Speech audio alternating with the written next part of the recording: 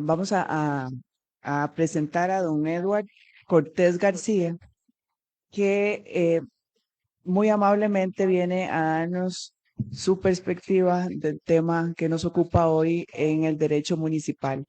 Queremos informarles que don Andrés Pérez, por razones médicas, no puede estar presente hoy y don Edward, como les digo, muy amablemente ocupa su lugar y nos va a dar una perspectiva desde el derecho municipal.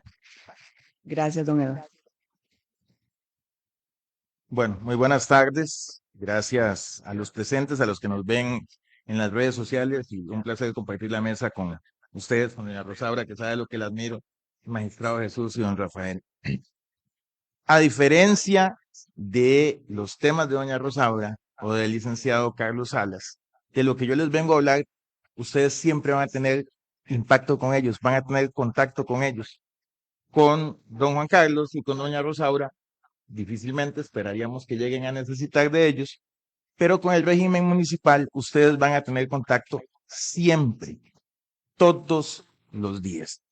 Pero antes de empezar en la presentación, quiero hacer un homenaje. Me sorprendió escuchar las palabras de don Jesús sobre el señor Sergio Ramírez, pero es que don Sergio empezó incluso antes de cuando se habla del control de convencionalidad a hablar del control de convencionalidad.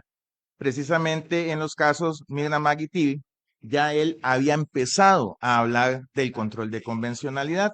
Así que eso derivó que en México, hace aproximadamente 2 años, el profesor Javier Díaz Reborio, pongo, don Jesús conoce muy bien, dijera las siguientes palabras y que creo que son un merecido homenaje. Sergio García Ramírez ha sido el juez Marshall del control de convencionalidad. Y me parece que el doctor Díaz Reborio tiene toda la razón y yo pues suscribo las palabras del doctor Díaz Reborio. ¿Por qué les digo que esto que se creó hace algún tiempo aplica siempre en el régimen municipal?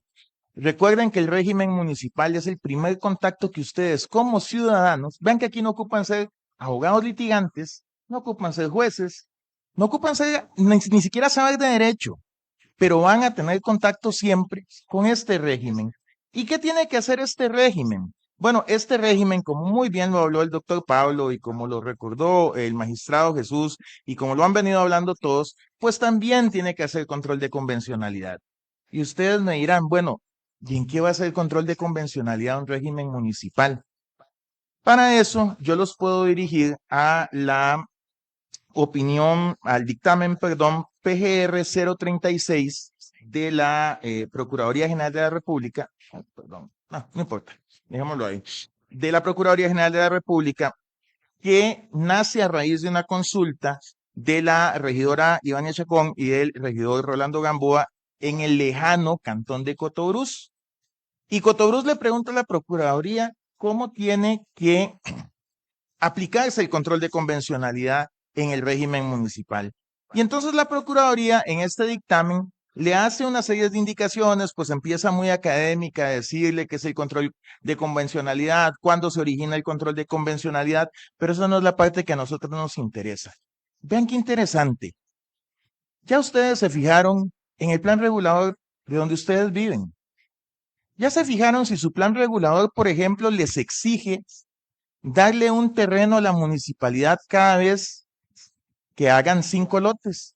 ¿Ya se fijaron si el plan regulador donde ustedes viven les obliga a ceder sin ninguna compensación económica parte de su propiedad privada para que el gobierno local pueda aumentar el tamaño de las carreteras cantonales? ¿Ya se fijaron en donde ustedes viven si el gobierno local a la hora de recalcular las tarifas que cobra por sus respectivos servicios aplicó principios constitucionales para hacerlo? Discúlpenme, pero voy a presumir que no. ¿Y saben por qué voy a presumir que no? Porque como el régimen municipal lo seguimos viendo como aquella cosita chiquitita que se encarga nada más de cobrarnos impuestos y recoger la basura, no nos interesa nada más sobre él. Pero resulta que aquí la Procuraduría, en el PGR 036-2024, nos indica la obligación del régimen municipal de aplicar el control de convencionalidad precisamente en todas estas acciones. Pero no solo eso, funciona también dentro del régimen municipal. Todos han repetido una y otra vez que toda autoridad tiene que hacer control de convencionalidad. Pero sin embargo, ahí anda dando vueltas la opinión consultiva C27-2021, que, que nos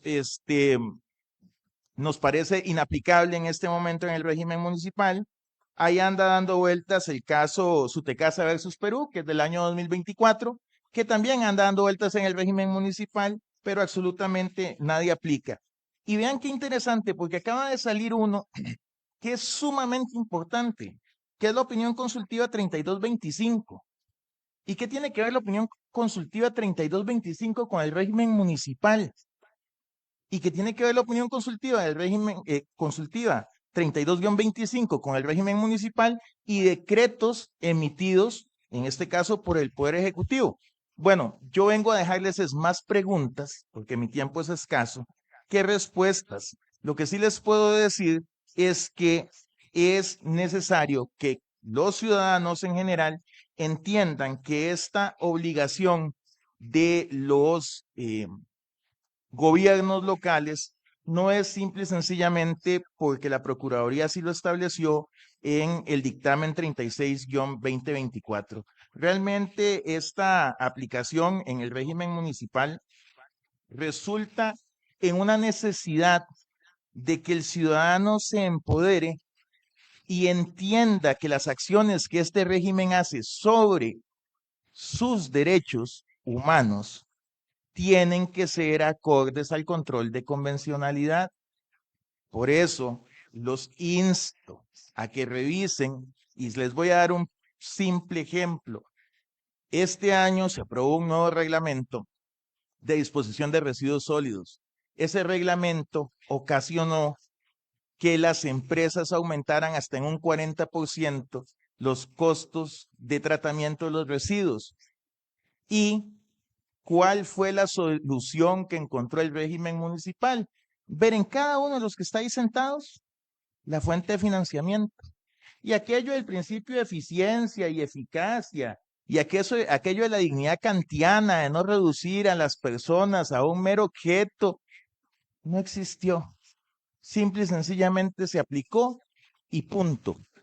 Recordarán, recordarán algunos, recordarán algunos que recientemente hubo algunas manifestaciones en el cantón de Pérez Celedón peleando precisamente por los planes reguladores. Bueno, pero es que hay planes reguladores que ya han sido incluso declarados constitucionales por nuestra sala constitucional, a pesar de que los mismos bien podrían verse como inconvencionales. Entonces, ¿a qué los invito yo? Pues los invito a que lean este dictamen de la Procuraduría, los invito a hacer conciencia de que a pesar de que es solo en el gobierno local, ese gobierno local puede incidir fuertemente en sus derechos, en el derecho a la propiedad, en el derecho a un ambiente sano, en el derecho a la dignidad.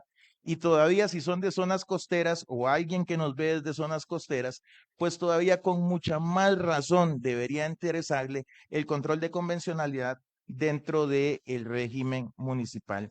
Realmente el control de convencionalidad lo considero yo una herramienta fundamental para garantizar el respeto a los derechos humanos desde todos los niveles. Y recuerden que el régimen municipal empieza todas las semanas en las sesiones del Consejo de Distrito, a la que sé que ninguno de ustedes ha ido una sola vez en su vida, porque muy probablemente ni siquiera saben que existen esas sesiones de consejos. Y a partir de ahí, a partir de esas sesiones, es donde nosotros podríamos empezar a exigir que se nos aplique este tipo de control.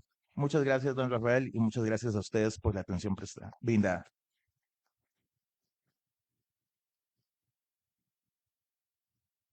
Muchas gracias, don Edward. Particularmente sí me deja con una espinita para llegar a revisar varias cosas. A todos nos interesa.